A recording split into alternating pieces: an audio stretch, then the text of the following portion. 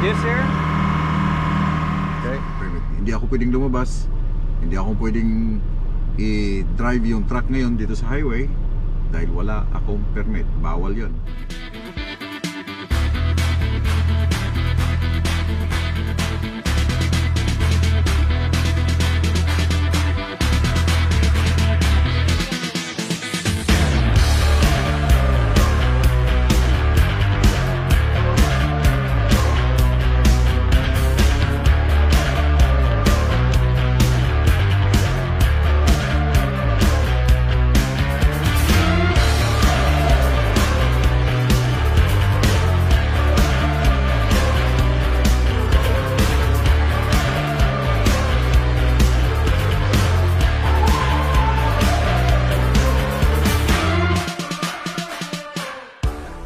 Guys, good morning. Nandito ako tumigil sa First Nation area sa may Highway 17 kasi kahapon sabi ko na maghihintay ako ng permit. Lumabas yung aking permit around 7:30 ng gabi. Maliwanag pa. Ang sunset ay 9:30. So nag-drive ako ng around 30 minutes hanggang dito sa Shell sa may Highway 17 pabalik ng Edmonston. Okay. Now, yung aking mga kasama, naabutan ko yung aking mga kasama dito na tumigil kahapon. Paalis na rin ako. Tapos na yung midnight, natulog na ako. Sarap ng tulog, pagod. At sobrang init. Malinsangan sa loob ng truck. And anyway, bago ako mag-start ulit ng aking journey, gusto ko lang mag-shoutout kay Benz K. Jebien from Brookville, Ontario, and Family Jebien ng Taguig City at mga kawork ko sa Naval Base, Jeddah, Saudi Arabia. Sir Ref Official 404, shoutout sa iyo kay Jerome Sudi and sa papa niya si Maki Sudi from Quezon Province. And pa-shoutout kay Chad Arsina 597 at sa Fairview, Quezon City, at saka si Raf Dumahel. Shoutout sa iyo kay Orlando shoutout sa iyo at kay Orlando Pablo Construction sa Bella Subdivision, Amadillo, Cavite. Salamat sa inyong pagtanaw. And Sam Frederico Diamat. Okay, ingat lagi sa biyahe. Hoping na we'll meet you soon in Canada.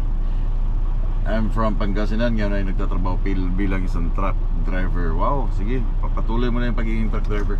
May mararating ka dyan. And Lone Wolf Welder Mechanic, shoutout sa'yo dyan sa White River, Ontario. At saka sa asawa mo at biyenan mo nagtatrabaho sa isang hotel sa may White River. And Ropi Jacinto, belated happy birthday, July 15. Pasensya na at ngayon ko lang nabasa ang message mo sa inbox.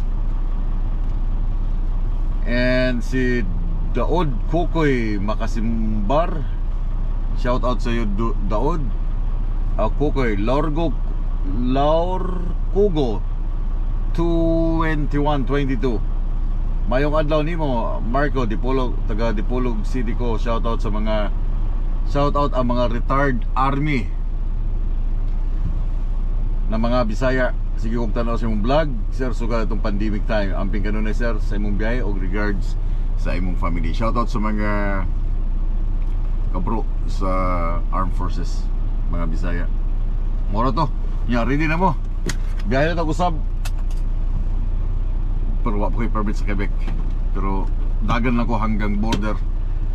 Kasi for sure, alas 8 pala ng umaga. Ngayon ay minus 3 hours 4, 7, 6, alas 5 pala ng umaga ngayon sa Saskatoon. Kaya mga 11 o'clock siguro pagpasok nila sa opisina, nandun na yung permit ko ng Quebec.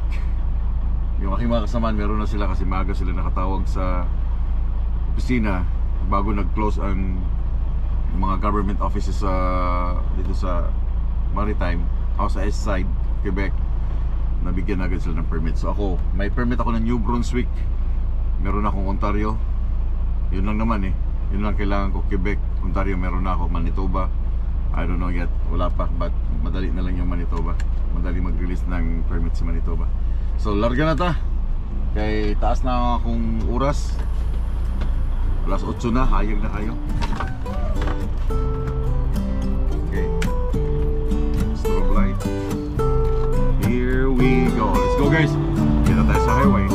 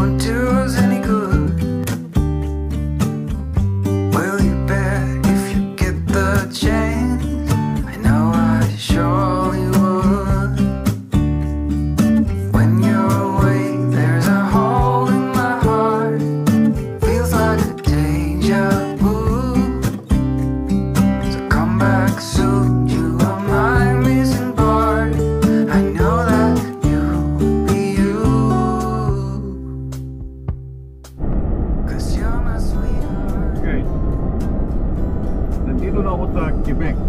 Malapit ako sa Libay. Libay? Ano ba mag-pronounce dyan sa silent S kasi itong Quebec eh. Bumalik na ulit ako, turn around na. Babalik na sa Saskatchewan, Manitoba, Saskatchewan. Now, nandito ako sa Quebec province. Nasa highway na nila.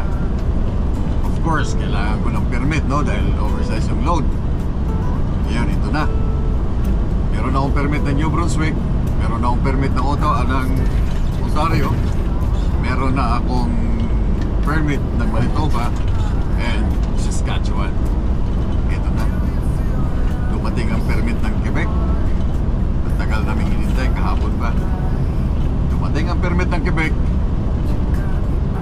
Ang naintindihan ko lang ay mga number at saka yung plaka ng truck ko. Alam kong yun ang aking plaka, yun ang aking permit, at saka route number na binibigay. Pero sa mga sulat, wala akong maintindihan pa. Dahil mawatan, wala. Ako'y nasabtan sa ilang permit.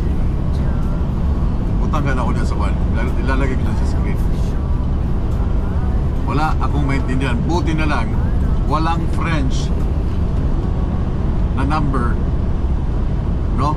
Kasi kung merong French na number, mas lalo kong hindi maintindihan kung ano ang pinagsasabi at kung ano ang nilalaman ng permit at saan ako pinapadaan. Hindi ko mabasa yung general condition ng kanilang permit. Hindi ko maintindihan dahil ang daming L. Walang translation. Walang translation yung kanilang permit.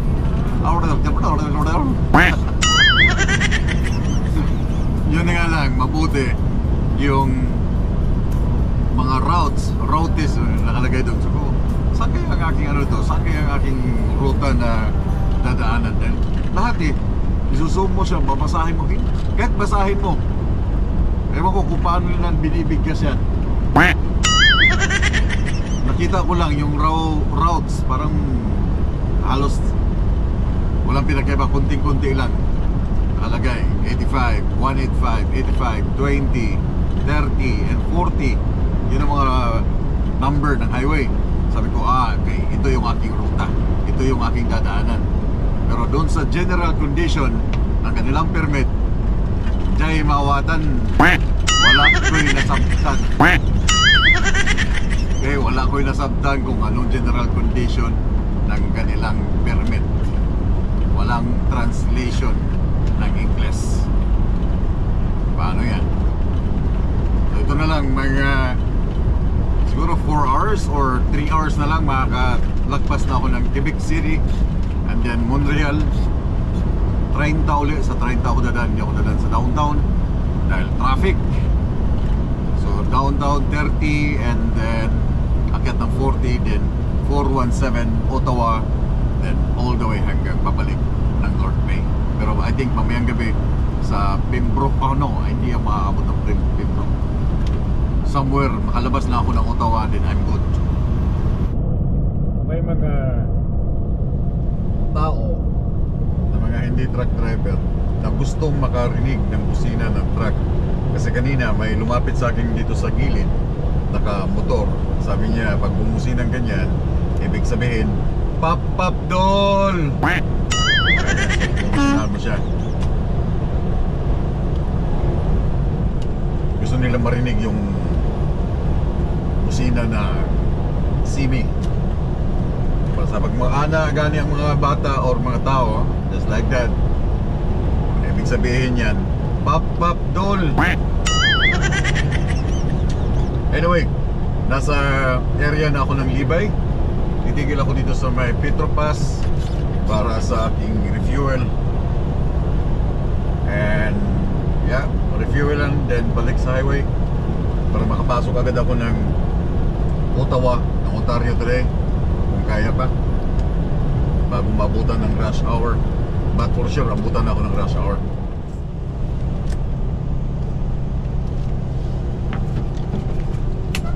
Hey, what are you doing, guys?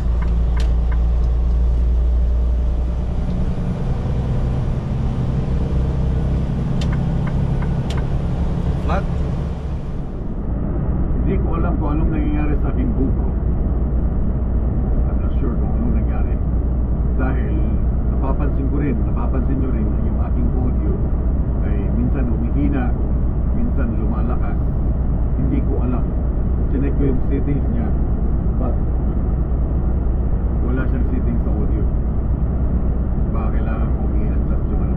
Kasi itong aking GoPro Media Mode, ito siya, yung ginagamitan ko ng mic dito sa aking t-shirt na nilalagay para mas clear yung aking audio. Nasira yung lock niya. Okay siya dito sa ilalim, pero yung lock niya sira.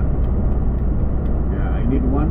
Naghanap ako sa Facebook Marketplace dito sa aking media mode. Hindi ko magamit ngayon ang aking tawag dito, ang aking mic. Kaya pasensya na sa aking audio kung humihina siya or lumalakas, maingay. Wala na akong control doon. Hindi ko alam. Kagabi pagpuyat ako dahil tinitingnan ko kung saan ko i-adjust yung aking audio dito sa GoPro. Kaya pasensya na ulit.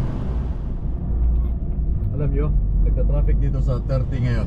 Ito yung 30 papuntang Ottawa, Montreal. As usual, Montreal sa kabila. Nagka-traffic sila sa merging. Tanawa rin yung mga Francis, oh. Nagko-cause of traffic sa pag-merge. Merging, di ka ba lumo-merge? O, diba? Smooth kayo ang walang aksidente sa unahan, walang cause ng traffic na may na-broke down, wala. Dito nagta-traffic sa merging. Di ka mao mag-merge ng mga Francis. Francis tawag na ako kay mga French lang. Tagalog Francis. Di ka mao mag-merge. Oh, nag-cause of traffic. Pero okay na, yeah, smooth na kayo. Pero dito, doon sa kabila, diretso naman ta. Diretso ka lang ba? Diretso lang takbo. Tapos meron naman siyang accelerating lane. Di lang yung sila kamao siguro. Ambot lang. Ito guys, sa merging na naman. Look, yung mga nag-merge na naman sa kalsada. As usual, nothing changed. Merging na naman, nagkakaroon ng traffic.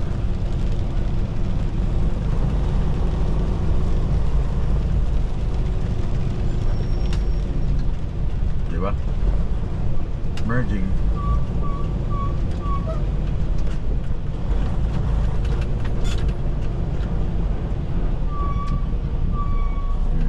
Cause ng traffic dahil hindi marunong mag-merge ng mga Frances.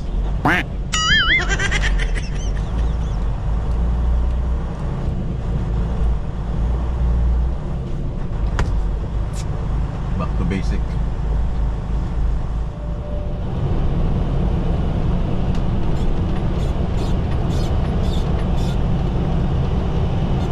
Snapero, Pilipino.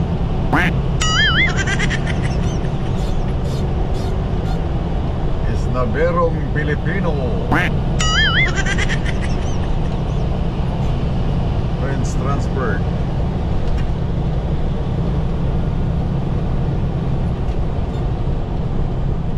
Snapero, kala mo gwapo. Para kabayo mag-drive, kana raw. Tapos lang mata.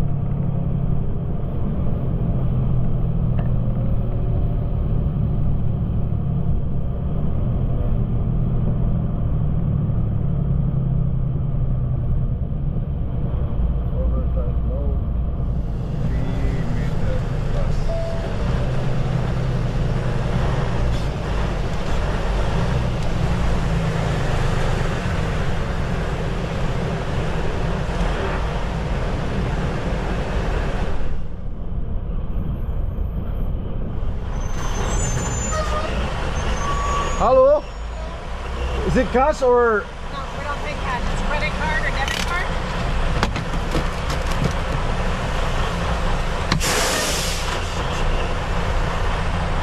I don't know, I have a debit card.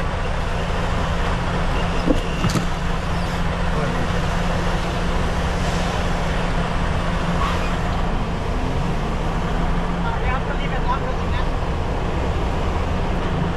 You want a receipt? Yeah, please.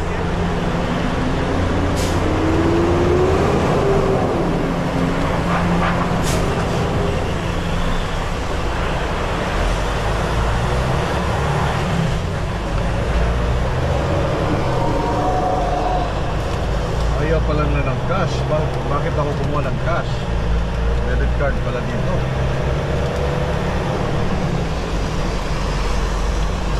From my own pocket, guys.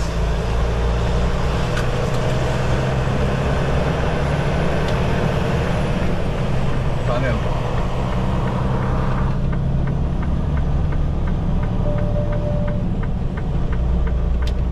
Kasya ba? Tunnel di kanal. Taas.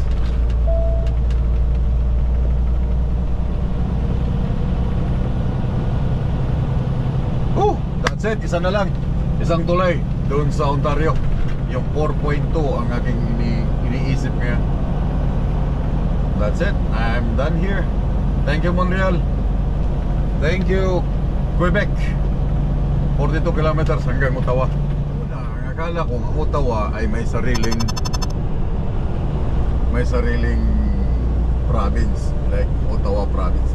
Nawala sa isip ko eh. Ang Ottawa pala ay part ng Ontario. Ito yung pinaka-capital. Again, ito yung pinaka-capital ng Canada. Why? Google nyo na lang. Bakit ito ang capital ng Canada?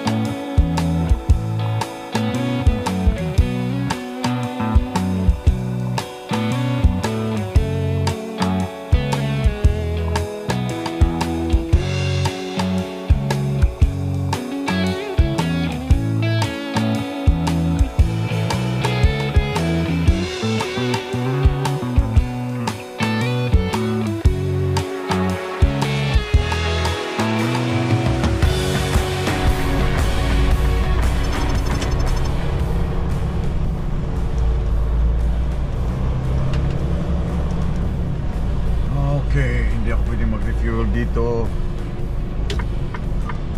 Not make a U-turn. Done for the day, Ontario.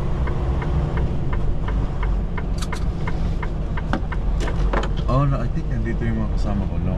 Nasa Pembroke yun sila.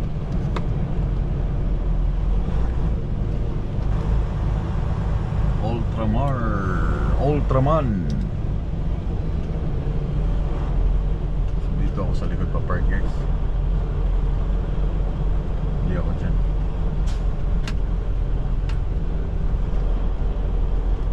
Lahat ng mga truck nakaharap doon, no?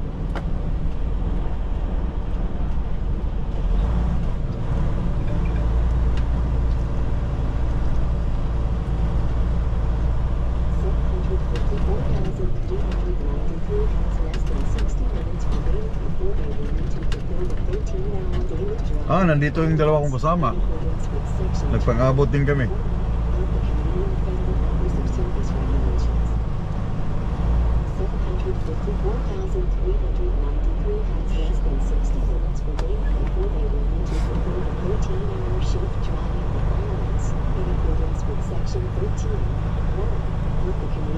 Nagpang-abot din kami dito sa Anprior.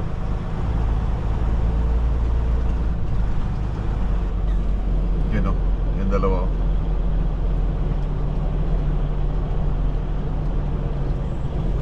Dito na rin sila tumulog.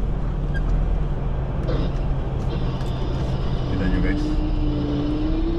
Yan ang aking dalawang kasama.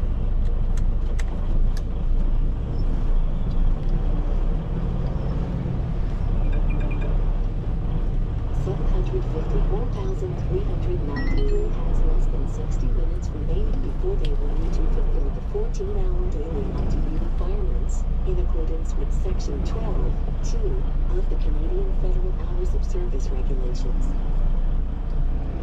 754,393 has less than 60 minutes remaining before they will need to fulfill the 14-hour shift on duty requirements in accordance with Section 13(2) of the Canadian Nauna silang umalis sa akin kanina dun sa New Brunswick. 754,393 has less than 60 minutes remaining before they will need to fulfill the daily off-duty requirements in accordance with Section 14(1) of the Canadian Federal Hours of Service Regulations. So again, yun nga aking mga kasama, aking kasama. Yan ang aking dalawang kasama. Pagod, grabe. Sakit sa wet po. Grabe. New Brunswick up to here, Anprior. Rat-rat, traffic pa sa ano? Traffic sa Montreal. Ay guys, sakit sa likod.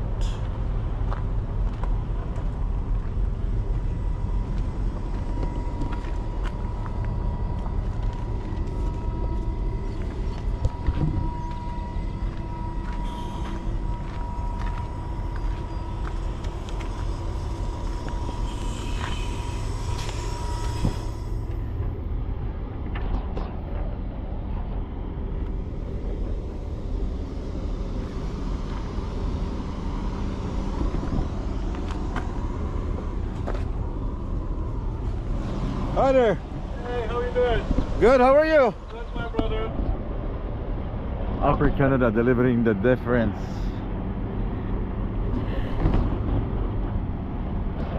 Oh, guys. So tired. Sarap mag-stretching.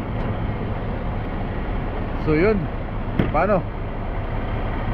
Tigil ko na to. Sinukat ko uli siya. Binaba ko na yung aking airbag. Sinukat ko is 13.6 yung height. 13.6 ang height. Pinakamababa na yun.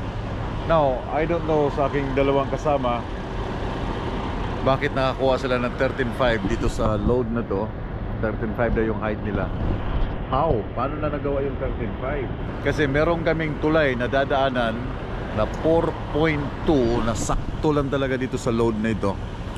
Sakto lang talaga siya sa Highway 417 papuntang North Bay.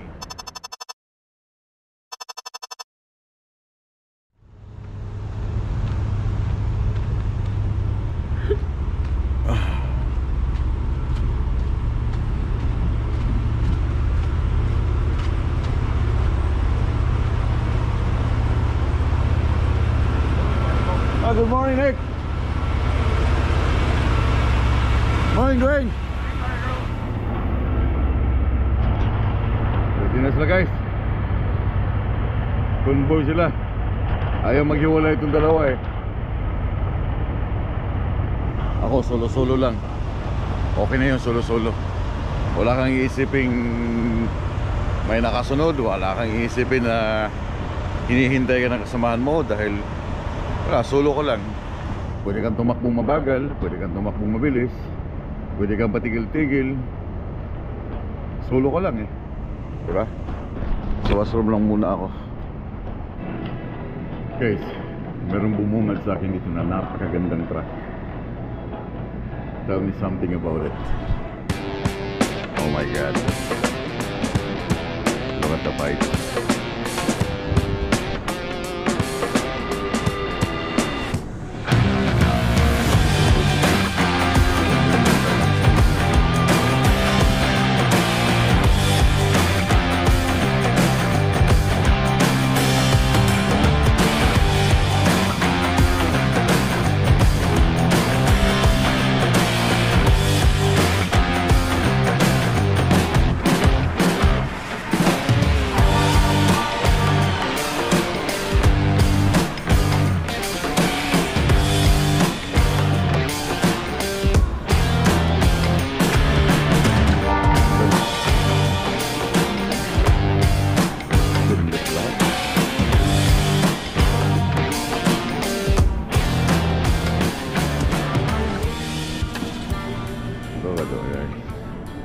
Tapos yung background niya, oh, kalsada ng 417.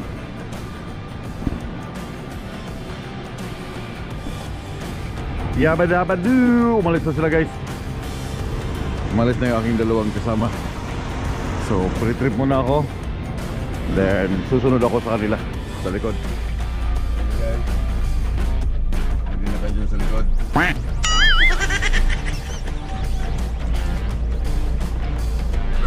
Let's go.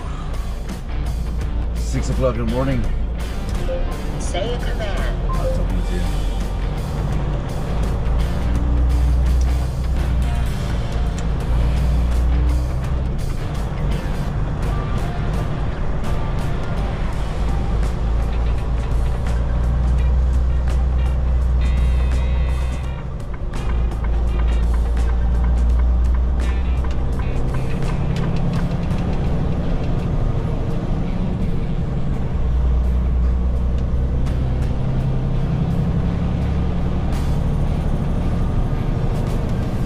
On Highway 417.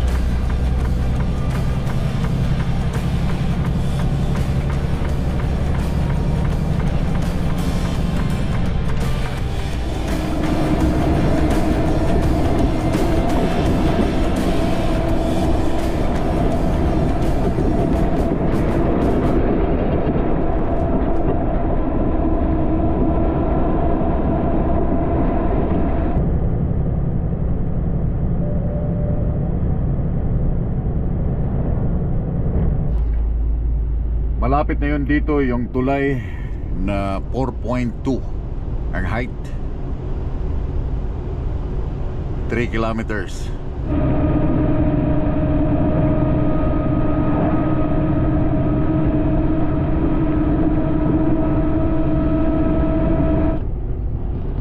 Alright, this is it.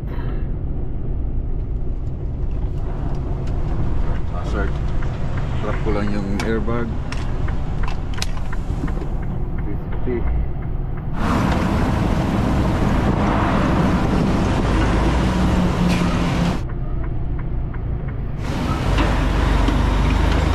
Nice one. Woo! Diyos ko, kinabahan ako dun ah.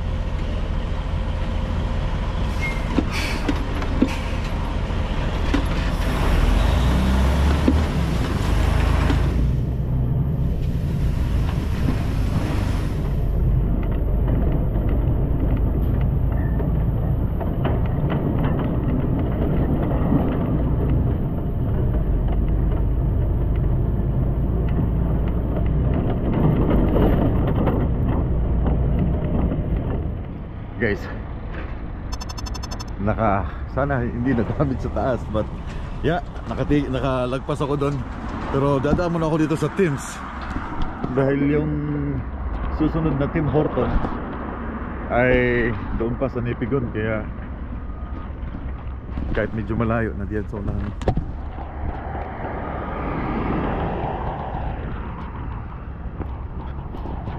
May mga army, oh. May mga army ba yung mga palit sa kape. Iuas ang ipagkingan, eh. Excuse me. How many months or weeks of training for reservist? It depends. We have different trades. For me, it was 1.5 years before I got my first training, my first level of training. So my basic entry level for me was almost 2 years. 2 years? Oh, okay.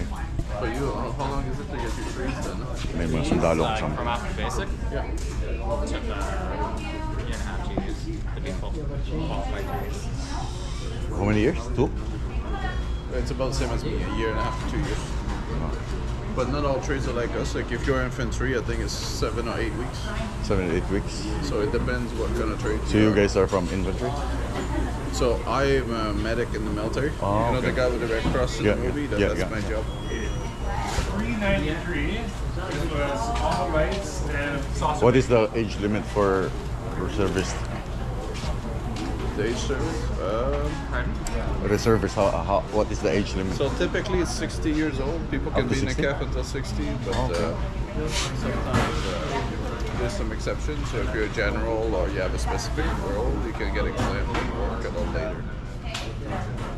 Like some doctors we have in the military are in their 60s, almost 70, and they still wear uniform. So some of the surgeons, for example. I Do wonder you have if- a Canadian citizenship? Yeah, I'm a citizen here right now. Then would you like to join? I'm trying to There's a To recruiting reservist. office up in North Bay. reservist, and because I don't have any. I want to ask how many weeks, because I'm a truck driver, but I want to join the army, the service. This is the belts. I'm driving a truck today. Huh? I'm driving a truck today. Oh, you're driving a truck? You're in the service battalion? This is how we move our equipment. Oh, okay. Ano? Well, I pray you have a wonderful day, eh? Yeah. What's your name? My name is Ben. Nice to Ben, meet you. Marco. Marco. Thank you. Thank you. Love you guys. Hindi ako takot magtanong. Kahit pulis pa yan, kahit sundalo pa yan, magtatanong ka lang naman eh. And I know, yung mga Canadian na mga officer, hindi yan sila mga worst na pag tinanong mo, babastusin ka. Hindi ganun mga yan. Sasagot ng matino yan. Kaya I don't know, yung iba natatakot pag may pulis. Ako mas gusto ko nga yung pinupull over ako ng pulis eh. Magkakaroon ako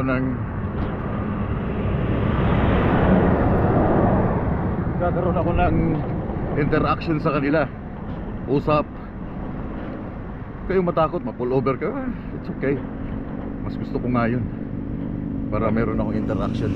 Kaya nagtanong ako kayo na dun sa sundalo na ilang weeks yung training ng kanilang tawag dito, yung training sa reservist. Kasi yun nga, sana gusto ko sana magpa-reserve sa Canadian Army, kaso lang yung aking schedule sa tracking, hindi ko alam kung kaya. But yun nga, gusto kong magpa-reservist sa Canadian Army. Titingnan kung kaya ng aking schedule. Then kung pwede, why not, di ba? Pasok tayo sa Canadian Army para makapag-serve sa Canada, just in case kung gigirahin. Ayun o, yan ang tinanong ko sila. Yun yung mga sundalo. Meron pa yung convoy eh. May convoy sila. Yun isang medic. So yun, check ko lang tong aking truck, then tatakbo na rin ako.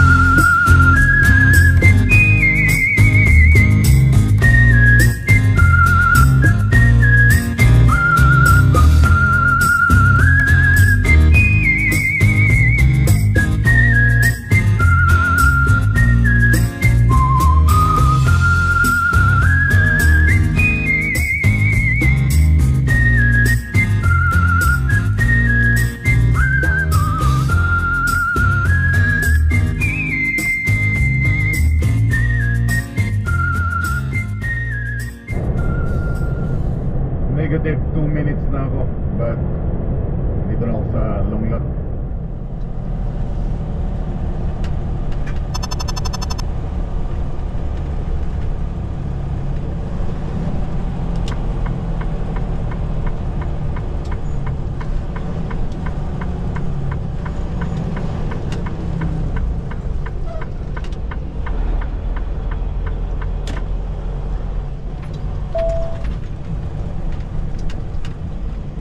When possible, make a U-turn, then Huh? take the first right. Sabi ka U-turn.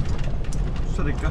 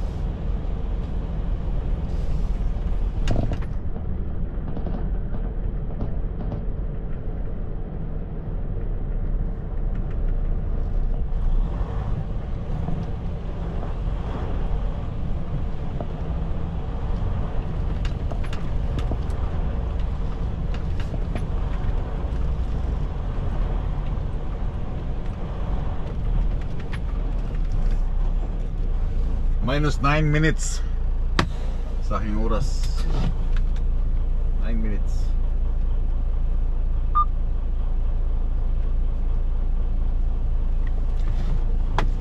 Guys, mamaya ipapakita ko sa inyo kung ano ang hitsura ng Longlak. Itong Longlak ay madalas tinitigilan ng mga driver. Isa din siyang truck stop, but napakaliit na town ng Ontario. Ito ay nasa Ontario 11, Highway 11, puntang east, puntang west. Maliit lang siya. Ito ay area ng mga First Nation, pero may mga improvement na rin, may mga hotels na but mamaya ko ipapakita sa inyo pag medyo bumaba na yung araw para makita nyo itong area ng Longlak. It's my first time na tumigil dito para to call for a night. Yung aking mga kasamahan ay wala dito, hindi ko sila nakita, hindi ko alam kung saan sila tumigil. Ang bilis naman nila, grabe. Ano bang sunod ng Longlak? Ang bilis nila. Okay, Macleod. Baka nasa Macleod sila yan. Nakaabot siguro sila doon. Sobrang bilis nila. So anyway, mamaya, as I promised, papakita ko sa inyo ang area ng Longlak. And you guys, I'll see you in the sky.